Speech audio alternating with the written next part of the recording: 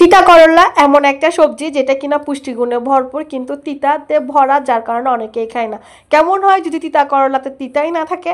আসসালামু আলাইকুম, welcome to my another video. আশা করবো সবাই ভালো আছেন। আজকে আপনাদের সাথে শেয়ার করব খুবই ইউনিক একটা রেসিপি, যেটা কিনা অনেকেই জানে টেকনিকগুলো, আবার অনেকেই জানে না। তো এখানে আমি নিয়ে নিব তিনটা তিতা করলাকে আমি ভালো করে ধুয়ে নিয়েছি। ধুয়ে তিতা করলাগুলোকে আমি কুচি কুচি করে কেটে নিব, এবং আমি এখানে দিয়ে দিব কিছু আলু। তিতা করলায় কিন্তু কিছু টেকনিক রয়েছে, টেকনিকগুলো যদি আপনি অ্যাপ্লাই করেন তিতা করলা ভাবটা কিন্তু অনেকটাই কমে যায়। যার কারণে কিনা যারা কিনা তিতা করলা পছন্দ করে না, তিতা করলাটা তারাও খায়। তিতা করলাটা কিন্তু আমাদের শরীরের জন্য খুবই উপকারী একটা সবজি, যার কারণে এটা কিন্তু খাওয়া উচিত। তো এখানে আমি তিতা করলাগুলোকে কুচি করে নিয়েছি। এরপর আমি আলুগুলোকে কুচি করে নিব। আলুগুলোকে কুচি করে আমি ভালো করে ধুয়ে পানিতে ভিজিয়ে রাখবো, নয়তো আলুগুলো কালো হয়ে যাবে।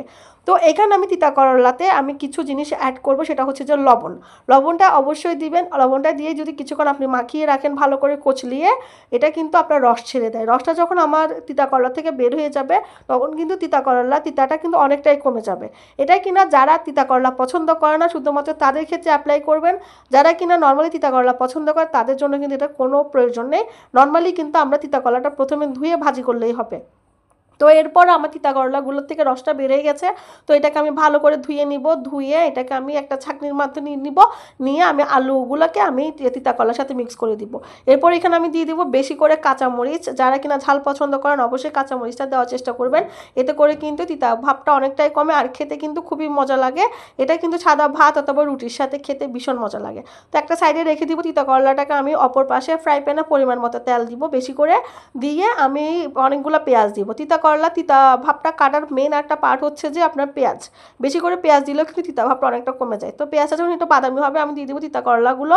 দিয়ে আমি একটু ভাজা ভাজা করে নিব। এখানে আমি দিয়ে দিব পরিমাণ মতো লবণ।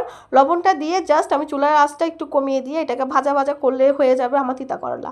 তিতা করলা কিন্তু অনেকে খেতে চায়, কিন্তু তিতা ভাবের জন্য খেতে পারে না। তাই আমি আশা করব আপনারা এই টেকনিকটা অ্যাপ্লাই করবেন। এতে করে কিন্তু তিতা করলা ভাবটা অনেকটাই কমে যায়। আলহামদুলিল্লাহ, আমার হাতে তিতা করলা কিন্তু সবাই অনেক বেশি পছন্দ করে। আপনারা চাইলে কিন্তু তিতা করলাটাকে রসটা নাও বের করতে পারেন, জাস্ট আগে ধুয়ে কুচি করে ভাজি করলেও হবে। এটা শুধুমাত্র আমি যারা কিনা খেতে চায় না তিতা কারণে, তাদের জন্য আমি দেখলাম। এতে করে কিন্তু তিতা ভাবটা অনেকটাই কমে যায়। এটা সাদা ভাতের সাথে খেতে যে কি মজা লাগে, যারা তিতা করলা পছন্দ করে শুধুমাত্র তারাই জানে। তো আশা করবো আজকে ভিডিওটা পছন্দ হয়েছে। এটা জাস্ট একবার রেসিপিটা ট্রাই করে দেখবেন, আশা করবো আপনাদের কাছে ভালো লাগবে।